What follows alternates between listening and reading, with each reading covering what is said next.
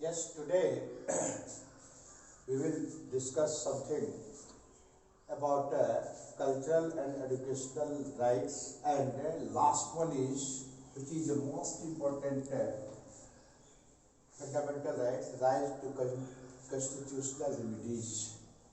And yesterday we were discussing about cultural and educational rights. Yes, it is true. Our constitution has provided to such type of fundamental rights, and everyone has right to this type of right to preserve and maintain to their own culture without any hesitations. यानी सांस्कृतिक एवं शिक्षा का अधिकार भी भारत के संविधान के द्वारा व्यक्ति के संस्कृति एवं शिक्षा, लिपि, भाषा आदि से संबंधित अधिकार दिया है।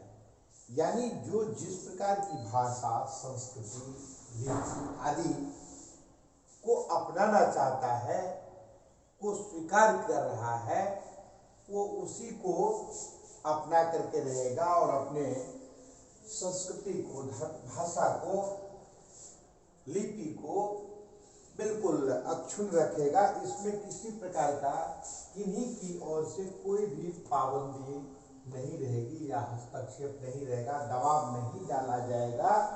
इस प्रकार का अधिकार कल्चरल एंड एजुकेशनल राइट्स के रूप में जाना जाता है।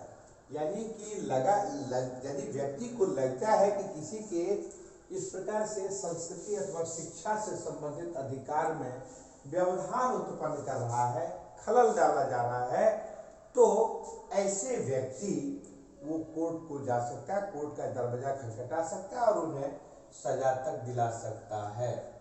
तो इसी को कहते हैं कल्चरल एंड एजुकेशनल राइट्स। अब जो आर्टिकल 29 एंड 30 के अंतर्गत आता है,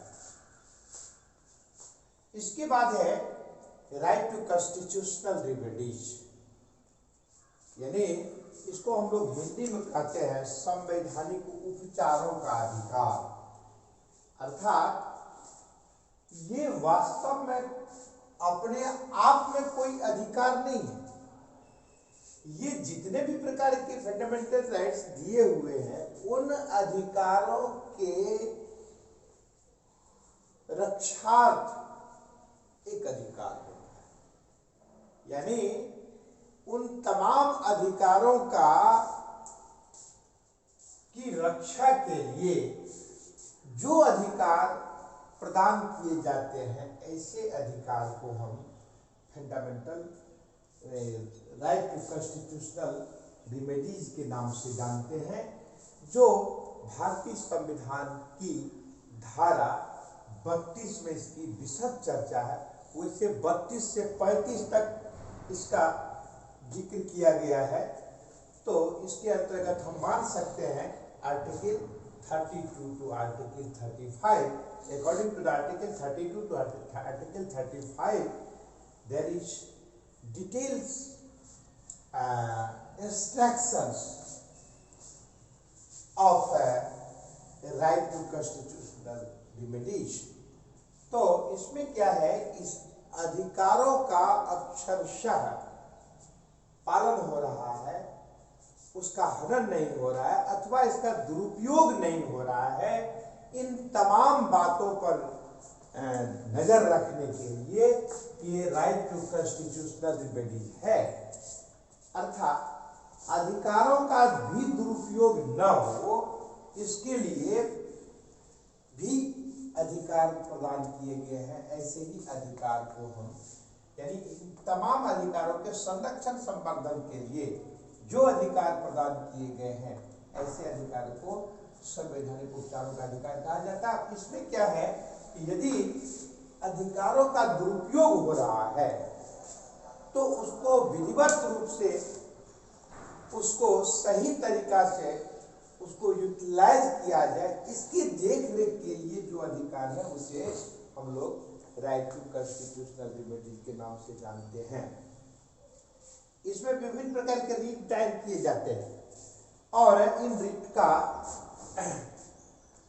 के अंतर्गत जब आप देखेंगे कुछ बिंदुओं को हम ध्यान में लाएंगे आप लोगों के समक्ष में, वैसे इसका डिटेल्स है, इसकी जानकारी हायर क्लास में आपको मिलेगी, किंतु मैं चाहूंगा इसके कुछ महत्वपूर्ण अंश को मैं आप सबके बीच में प्रस्तुत करना चाहूंगा ताकि आप उस विषय वस्तु को आप सही रूप में जान सकें, समझ सकें। तो इसी के अंतर्गत आता है हैबियस कॉर्पस, मेंडेमेंट्स, प्रोहिबिशन। तो ये सारे जो है जो नीचे में लिखा हुआ है, इसका हैबियस कॉर्पस का अर्थ होता है बंदी प्रत्यक्षीकरण। ये बंदी प्रत्यक्षीकरण क्या है? अब एक छोटा सा उदाहरण देता हूं। पुलिस को अधिकार है कि किसी व्यक्ति को वह अपने कस्टडी में ले सकता है महज संदेह मात्र के भी आधार पर। वैसे इसकी विस्तृत चर्चा हम लोग अगले कक्षा में करेंगे, अगले क्लास में करेंगे, या फिर अपने अगले पीरियड्स में देखते हैं। थोड़ा सा डिटेल्स हम बता देना चाहेंगे। अब एक छोटा सा उदाहरण देख लिए, मैं बंदी प्रत्यक्षीकरण के बारे में चर्चा करना चाहूंगा। यानी हैबियस कॉर्पस यह है, इसका अर्थ होता है सशरीर उपस्थित करना न्यायालय के समक्ष। अब जैसे जिसको आपने गिरफ्तार की है, पुलिस ने गिरफ्तार की है महज संदेह के ही आधार पर, तो yes you have right, police has right to arrest anybody on the basis of suspicious and sensitive matter. Yes, he has right or she has right, but it is necessary to present to that person, arrested person, in front of the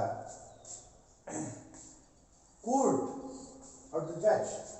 यानी यह भी आवश्यक है कि न्यायालय के समक्ष, nearest न्यायालय के समक्ष उस व्यक्ति को सशरीर हाजिर करना है। यह सशरीर से तात्पर्य क्या होगा, ध्यान देंगे आप। किसी व्यक्ति को किसी से वो दुर्भावना से भी गिरफ्तार कर सकता है, तो वैसी स्थिति में उसके ऊपर बिना तहकीकात किए हुए, बिना उस पर FIR किए हुए, बिना कोर्ट का जजमेंट दिए हुए यदि पुलिस कोई कार्रवाई करती, पुलिस इस प्रकार की कार्रवाई करने के लिए, पनिशमेंट देने के लिए नहीं होती है, वो गिरफ्तार कर सकती है। अब उनको कहा गया है कि 24 घंटे के अंदर में उन्हें निकटतम न्यायालय के समक्ष उपस्थित करना है। तो ऐसा भी हो सकता है कि उनको टंगड़ी तोड़ करके ले जाकर के न्यायालय के समक्ष उपस्थित कर देगा, विकलांग बना करके कर देगा, हत्या करके उपस्थित कर देगा, ऐसा भी तो हो सकता है। लेकिन नहीं, आप जिस अवस्था में उस व्यक्ति को गिरफ्तार किए हैं, तो न्यायालय के समक्ष उसी अवस्था में, यानी कि किसी भी प्रकार का उस व्यक्ति को व्यवधान आप न डालें, उत्पन्न न करें, शारीरिक अथवा मानसिक रूप से, सशरीर आपको वहां पर उपस्थित करना है। इसको कहा जाता है, जिस व्यक्ति को आपने बंदी कराया, बंदी किया है, गिरफ्तार की है, उसको आपको कोर्ट की ओर से, न्यायालय संविधान की ओर से इस प्रकार का अधिकार है कि संदेह मात्र के भी आधार पर आप किसी व्यक्ति को गिरफ्तार कर लेते हैं, तो उन्हें आपको न्यायालय के समक्ष उसी अवस्था में सशरीर, मतलब सकुशल उसी अवस्था में हाजिर करना है, न कि आप उनको किसी प्रकार की क्षति पहुंचाएंगे। उस पर निर्णय लेने का, जजमेंट करने का, या फिर पनिशमेंट, यदि वो दोषी है तो उन्हें सजा देने का अधिकार इनको है, तो जज को है, न्यायालय को है, आप पुलिस को नहीं है। तो इसलिए एक उदाहरण से स्पष्ट हो जाता है कि वास्तव में जो अधिकार प्रदान किए गए, उस अधिकार का अक्षरशः पालन हो रहा है कि नहीं, कहीं उसका दुरुपयोग तो न हो रहा है। इस प्रकार का अधिकार ही राइट टू कॉन्स्टिट्यूशनल रिमेडीज के अंतर्गत आता है। ये हबियस कॉर्पस है, मेंडेबल्स है, प्रोहिबिशन है, वो वारंटो है। तो ये सारे पर हम लोग अगले दिन चर्चा करेंगे। आज की क्लास में इतना ही। धन्यवाद।